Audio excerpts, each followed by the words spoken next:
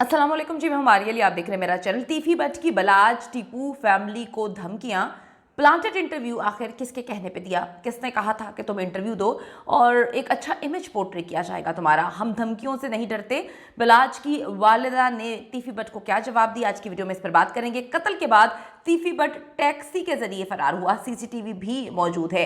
Shooter Muzaffar की बलाज के घर तक रसाई, फैमिली ने अहम तरीन इंकशाफात कर दिया। सबको पता है कि एक खौफनाक कत्ल होता है और इस कत्ल के बाद जो है सारे ताने बाने तीफी बट की जानिब जो है पुलिस मोड़ देती है। ये इल्ज़ामात हम लोगों ने नहीं लगाए, कोई फैमिली मेम्बर ने नहीं लगाए, बल्कि ये सारे के सारे सबूत इकट्ठे करने के बाद पुलिस प्रेस कॉन्फ्रेंस करती है और कहती है कि जी तीफी बट ने ही सब कुछ ये है प्लान करवाया, एग्जीक्यूट करवाया।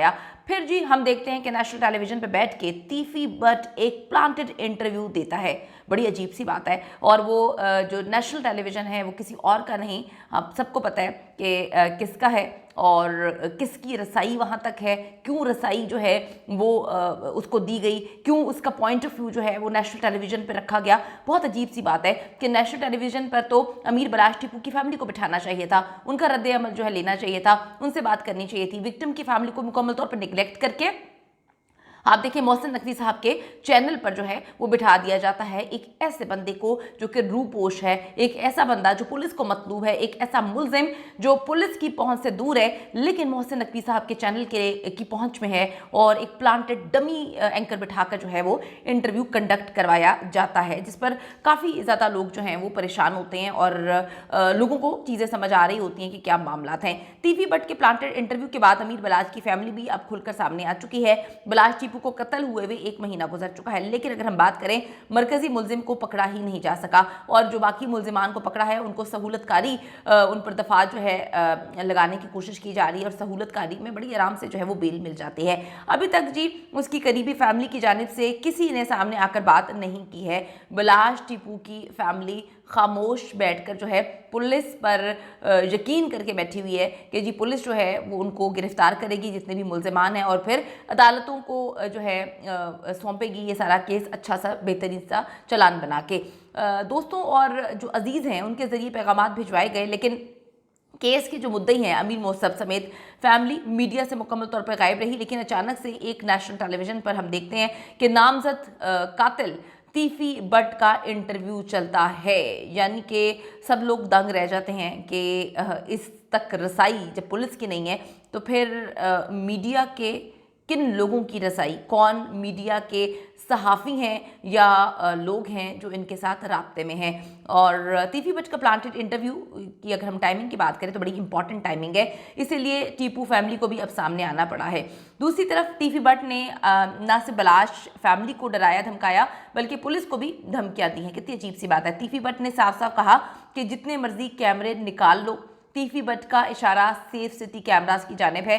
ये सच है कि टीपू ट्रकावाला के एयरपोर्ट पर कत्ल के वक्त भी तीफी बट जो है वो एयरपोर्ट पर मौजूद था और फायरिंग के बाद जो है टैक्सी में बैठकर फरार हो गया था। ये पार्किंग की बात है, पार्किंग में मौजूद था और इसने अपनी आंखों से देखा था कि किस तरह से टीपू ट्रकावाला जो है उसको गोलियां मारी गई। फिर ये कहानी सुनाते हैं अपने नेशनल टेलीविजन पे माजरत इंटरव्यू में कि मैंने तो उनकी जान बचाई थी, वो अस्पताल में जा रहे थे तो ये मामला था, वहाँ पर उनको कत्ल करना था तो मैंने बताया। तो उनकी फैमिली ने जो है बिलाज की फैमिली ने जो है वो तो बता दिया कि ऐसा कोई मामला था ही नहीं और कभी वो इयादत के लिए इस तरह से गई नहीं है। सॉरी। तो ये मामला चल रहे हैं और बड़ी मिस्टीरियस चीज़ें हैं कि यार नेशनल टेलीविजन पर बैठ के वो एक ऐसी कहानियाँ सुना रहे हैं जिससे बिलाज टीपू की फैमिली जो है वो इनकारी हैं। तो अब उस टाइम भी वो बच निकले थे। कत्ल में इस्तेमाल होने वाला जो पिस्टल है वो भी तीफी बट का था, लेकिन वो साफ बच निकले थे। यही धमकियाँ जी अब वो दोबारा दे रहे हैं कि हम तो जो है यहीं पे बैठे हुए हैं, कोई मेरा कुछ नहीं बिगाड़ सकता। लेकिन वो पुलिस की पहुंच से दूर हैं, वो पाकिस्तान में नहीं हैं, 2-3 मुल्क जो है वो टाप चुके हैं और पुलिस तो आपको पता है कि पाकिस्तान में मुल्जिमान को नहीं पकड़ पाती, बल्कि मुल्जिमान की बात क्या करूं, जो मुजरिमान हैं किसी भी केस के हवाले से पुलिस उन पर हाथ नहीं डालती। तो ये तो पाकिस्तान की हदूद से ही बाहर निकल चुके हैं।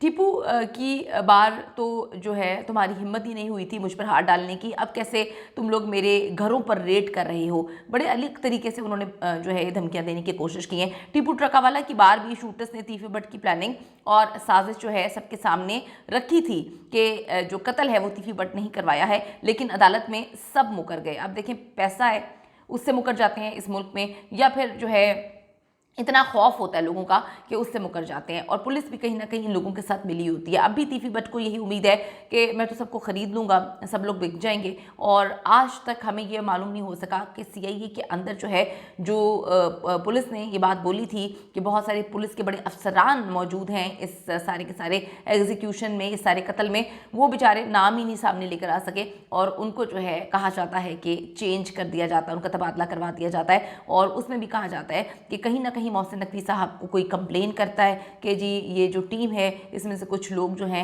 इन्होंने भत्ता लिया था, और फिर उनको चेंज कर दिया जाता है। फिर ये तीफी भट्ट साहब का इंटरव्यू आपने देखा, मोहसिन नकवी साहब के चैनल पे होता है। तो अब आप देखें कि तीफी भट्ट को यही उम्मीद है कि जिस तरह से पिछली बार टीपू ट्रकावाला का कत्ल हुआ था, सब लोगों ने बयानात से मुकर गए थे, हर चीज़ जो है वो ख़रीद ली गई थी, हर चीज़ बिक गई थी और अदालत से इनको क्लीन चिट मिल गई थी। अब भी तीफी भट्ट को यही उम्मीद है, लेकिन अगर हम देखें तो ये 2024 है, सिर्फ शूटर एहसन शाह की गवाही से ही काम नहीं चलेगा। अमीर बलाच टीपू की फैमिली मेंबर कैसर भट्ट का कहना है कि जैसे ही हम तक बलाच के कत्ल की डिटेल्स जो है वो पहुंची थी, हमें उसी वक्त पता चल चुका था कि इतनी सफाई से, इतनी बारीकी से प्लानिंग और इतनी बड़ी एग्जीक्यूशन जो है वो तीफी भट्ट के अलावा कोई और नहीं कर सकता है। सीनियर सहाफ़ी जो हैं वो इस केस को देख रहे हैं, जो क्राइम रिपोर्टर्स हैं वो उस केस को देख रहे हैं, इस मामले को देख रहे हैं। उनका कहना है कि तीफी भट्ट ने तो खुद को मासूम ही कहना है। कोई भी इंसान अपने आप को ये तो नहीं बोलता ना कि भाई मेरी गलती है या मैंने कत्ल करवाया है। वो एक प्लेटफॉर्म चाह रहे थे, पुलिस की रेंज से वो दूर है, तो वो लोगों को अपना एक सॉफ्ट इमेज बताने की कोशिश कर रहे थे। शायद इन्होंने भी आगे चल के इलेक्शन में ही खड़ा होना होगा, वरना आवाम को क्यों बताने की कोशिश करें एक नेशनल टेलीविजन पे बैठ के। और हमारे जो मीडिया है उसको भी थोड़ी सी रिस्पॉन्सिबिलिटी का एहसास होना चाहिए, रिस्पॉन्सिबल होना चाहिए कि किस तरह से आप जो है एक ऐसा मफरूर मुल्जिम जिसको पुलिस ढूंढ रही है, पुलिस की पहुंच से वो दूर है, पुलिस को पता ही नहीं है कि वो कहाँ पर है, और कोई हवाई जिन्नात ने आके तो उनका इंटरव्यू नहीं करवा दिया, एक नेशनल टेलीविजन पे आप उनको बिठा रहे हैं और उनसे सवालात कर रहे हैं। ये कितनी वियर्ड चीज़ें लगती हैं, कितनी अजीब सी बात लगती है कि पुलिस को एक बंदा मतलूब है, लेकिन उस चैनल में कहीं ना कहीं जिसने भी रब्ता किया था या इन्होंने रब्ता किया है, नंबर भी एक्सचेंज हुए हैं, पता भी होगा कि कहाँ पर है। तो ये कितनी अजीब सी बात लगती है। ये अवाम जो है सर पकड़ के बैठ गई है कि इस मुल्क का कुछ हाल नहीं हो सकता, समझ से बाला तरह कि यहाँ पर क्या मामला चल रहे हैं। तो सीनियर सहाफ़ियों के बकौल तीफी भट्ट ने अपने आप को, या कोई भी मुल्जिम हो, वो अपने आप को जो है वो ये तो नहीं कहेगा कि मैं गुनाहगार हूँ, उसने तो यही बोलना है कि जी मैं मासूम हूँ। कोई भी कत्ल खुद तो जो है इन्होंने नहीं किया, इन्होंने शूटर्स को ही हायर किया था। लेकिन तीफी भट्ट को भी मालूम है कि अब पुराने वाले पुलिस वाले नहीं मौजूद हैं, इसीलिए वो मुल्क से फ़रार हो गए हैं कि जिन्होंने पहले बचा लिया था। अब पुलिस के एक दो अफसरान तो बिक सकते हैं, लेकिन सारी पुलिस तो नहीं बिक सकती ना, सारे लोग तो गंदे नहीं हो सकते। उनको किसी ने मशवरा दिया है कि आप जो है वो मुल्क से फ़रार हो जाएं, और वो एक दो मुल्क टाप कर अब जाकर जो है किसी सेफ जगह पे बैठे हुए हैं। बलाच की फैमिली किसी सूरत जो है वो चुप होने वाली नहीं है। उन्होंने इल्ज़ाम जो है लगाए हैं, उन्होंने कहा है कि हमारे बेटे को नाहक कत्ल किया गया। जितने भी लोग उनसे बात हुई है वो यही कहते हैं कि नाहक कत्ल किया गया और हम इंसाफ चाहते हैं, लेकिन हम पुलिस के थ्रू, पाकिस्तान के सिस्टम के थ्रू जो है वो इंसाफ चाहते हैं। तो तीफी भट्ट को हर सूरत कानूनी तरीके से जो है वो सज़ा दिलवाना चाहते हैं और उसके लिए वो हर तरह से कोशिश कर रहे हैं। लेकिन मसला ये है कि तीफी भट्ट दुबई में मौजूद है या नहीं, ये तो उनको ही पता होगा जिन्होंने इंटरव्यू लिया है, क्योंकि ज़्यादा चांसेस तो यही हैं कि वो दुबई से यूरोप निकल गया है, जहां से पाकिस्तान वापसी जो है बहुत मुश्किल है, और पाकिस्तान की पुलिस की रेंज भी इतनी ज़्यादा नहीं है। तो पुलिस जो है वो शोर डालती रही, हम दुबई जा रहे हैं, दुबई जा रहे हैं। तो कोई आपके इंतज़ार में दुबई में थोड़ी बैठा रहेगा कि जो है वो दुबई में बैठा रहे और आप जब वहाँ पर जाएँ और जाकर फिर उसको गिरफ्तार कर लें।